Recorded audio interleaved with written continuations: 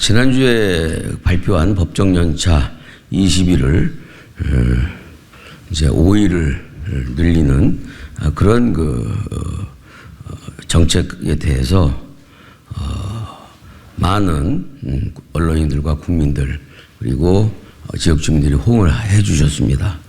그리고 국가 책임 장려 제도에 대해서도 약간 생소하지만 이런 문제에 대해서도 주민들께 설명을 드리고 언론인들께 말씀을 자세하게 드리면 상당한 좋은 제도다라는 평가를 많이 주셨습니다.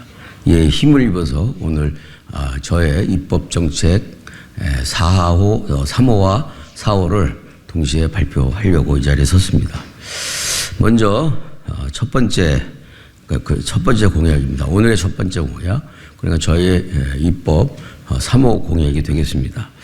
기업이 미취학 자녀를 양육하는 부부에게 유연 출퇴근제 선택권을 주도록 육아 유연 출퇴근제 의무화를 법제화하겠습니다. 육아 유연 출퇴근제 의무화는 미취학 아동 자녀를 둔 맞벌이 부부에 대해 업무 코어 시간을 제외하고 출근 시간을 오전 7시에서 10시 사이나 퇴근 시간을 오후 4시에서 7시 사이 등으로 유연하게 조정할 수 있도록 선택권을 주는 것을 의무화하자는 것이 골자입니다. 여기 언론인 여러분들께서도 맞벌이 부부로서의 현실을 살고 계신 분들도 계실 겁니다, 아마. 현재의 경직된 근무 형태는 맞벌이를 하는 부부가 아이를 양육하기 매우 힘들고 어려운 상황입니다. 실제로 수많은 맞벌이 부부들이 미취학 아동 자녀를 어린이집에 등하원시키기 위해서 육아도우미 서비스를 이용하거나 처가집이나 혹은 시댁에 부탁을 하고 있는 것이 오늘의 실질적인 현실 상황입니다. 현재 경직된 근무 형태는 맞벌이 부부의 일과 가정의 양립 그리고 아이 양육을 매우 어렵고 불편하게 합니다. 작년 4분기 기준 학계 출산율이 0.6명대라는 우리나라의 극단적인 저출산의 원인 중 하나라고 볼 수도 있습니다. 그렇게 또 평가를 받고 있습니다. 육아 유연 출퇴근제 도입이 의무화되면 맞벌이 부부의 어려움을 어느 정도는 현실적으로 해결할 수 있으리라 생각합니다. 예를 들어서 남편이 오전 10시에 출근하면서 아이를 등원시키고 오후 7시에 퇴근하면 아내는 오전 8시에 출근해서 오후 5시에 퇴근하면서 아이를 하원시키는 구조가 가능할 수 있다는 것입니다.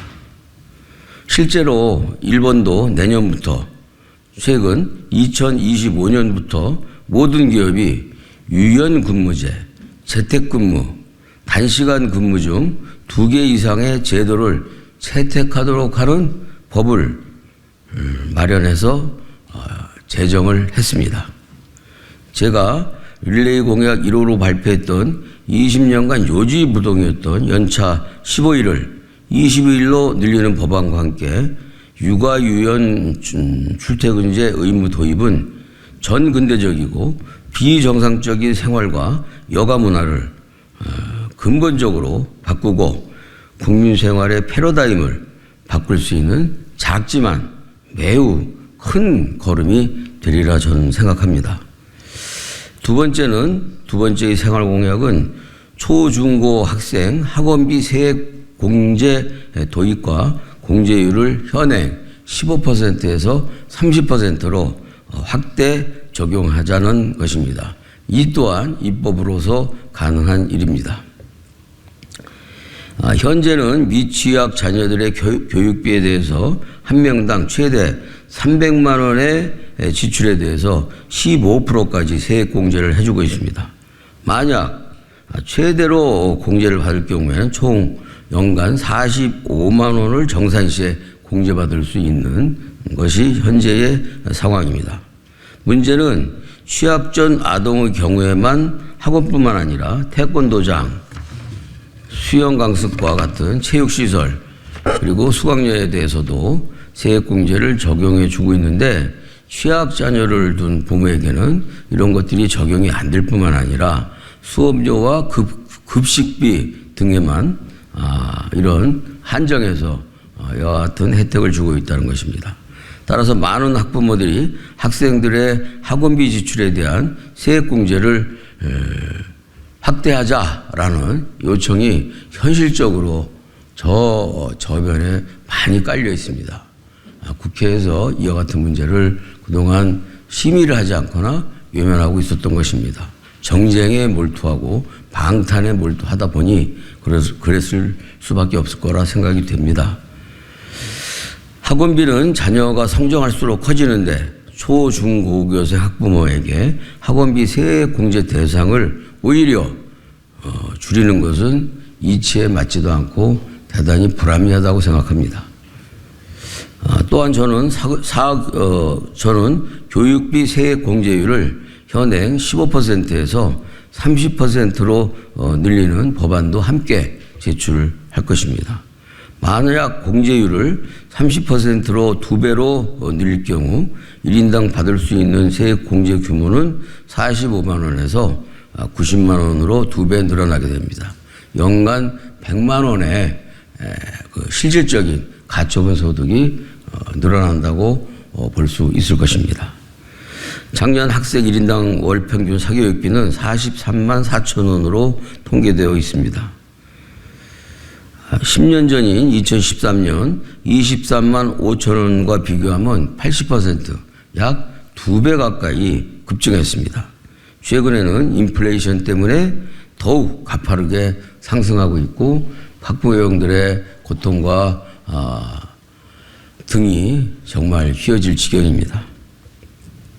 물론 장기적으로는 공교육을 정상화해서 학원비 부담을 줄여 나가는 것이 올바르고 그리고 혁신적인 정책이 될 것입니다. 이와 관련해서는 우리 당의 이낙연 대표께서 지금 발표를 준비하고 계시다는 점을 먼저 말씀을 드립니다. 그러나 윤석열 정권이 학원비 때려잡기에 나섰음에도 불구하고 학원비 지출이 계속해서 늘어나는 현실적인 어려움, 부모들의 불편함과 부담을 이렇게 계속 지켜볼 수는 없는 것입니다.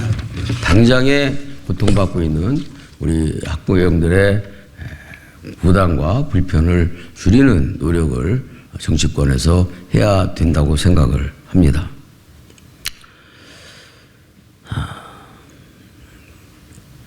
제가 이와 같은 공약을 하게 된 배경에는 제가 잠시 정치적 활동을 쉬는 동안에 많은 국민들과 그리고 또 지역 주민들과 이러저러한 대화를 하면서 제가 의원으로서 의정 활동을 하면서 빈틈이 있었던 것, 그리고 아주 불합리하게 현재 우리 일반 서민과 중산층이 고통받고 있는 부분들에 대해서 이야기를 듣고 이런 것들을 아이디어로 착안해서 하나씩 발표해 나가고 있는 것입니다.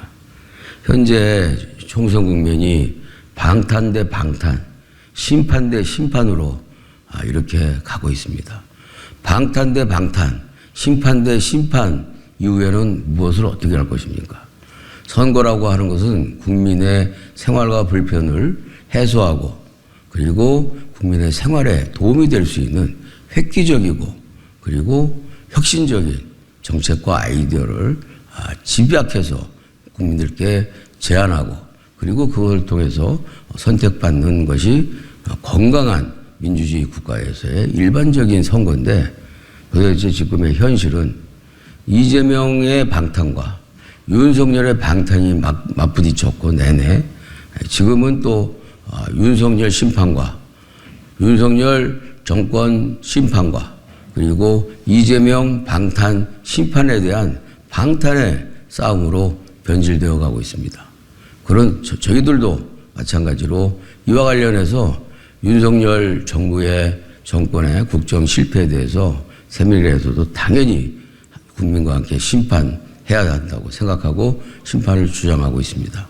그런데 윤석열 심판해야 될 것은 윤석열 정권뿐만 아니라 지금 공천 과정에서 드러났듯이 역사적 전통을 가지고 있는 민주당을 사당화해서 1인 독재화되고 있는 가짜 민주당에 대한 심판도 필요한 시점이라는 것을 다시 한번 호소드리면서 이번 윤명 패권연대를 통해서는 아무것도 할 수가 없다. 윤명 패권연대를 동시에 심판하고 새로운 정치를 만들고자 하는 새로운 미래 그리고 새로운 민주당이라는 가치를 계승받으려고 하는 새로운 미래에 대해서 여러분들이 이와 같은 스몰 폴리시에 대해서 좀 관심을 갖고 많이 격려해 주셨으면 정말 감사하겠습니다. 클린턴이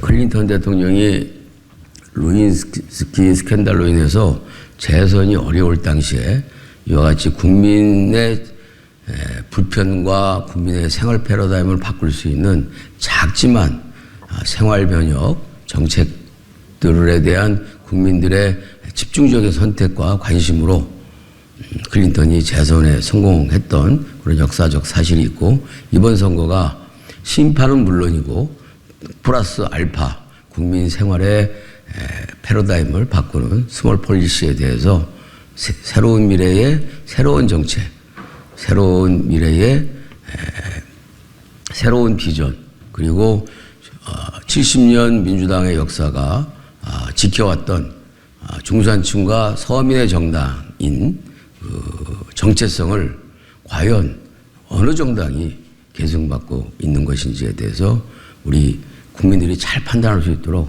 언론인 여러분들께서 정말로 진심으로 협조해 주실 것을 간곡하게 호소드리면서 우리 김만능 정책의장님의 말씀을 듣도록 하겠습니다. 감사합니다. 네, 새로운 미래 동작갑 전병훈 후보의 생활 공약이었는데요. 과거에 오랜 본인의 의정활동 경험을 토대로 현장에서 가지고 있는 생활 공약이었습니다. 지난주에 새로운 미래 이낙연 대표께서 연금개혁 관련 발표를 할 때 부모 크레딧이라고 해가지고 출산 1년에다가 육아 6년 중에 일단 과도기적으로 3년을 포함한 4년의 부모 크레딧을 저출생 시기 또 생활의 공약으로 발표를 했었는데요. 그게 1탄이었다면은 오늘 전병헌 동작갑 후보가 발표한 육아 유연 출퇴근제 의무화라든가 교육 관련 학원비를 포함한 초중고 학원비를 포함한 교육비의 세액공제 확대에는 저출생 대비 2탄 공약이라고 할 수 있겠습니다. 고맙습니다.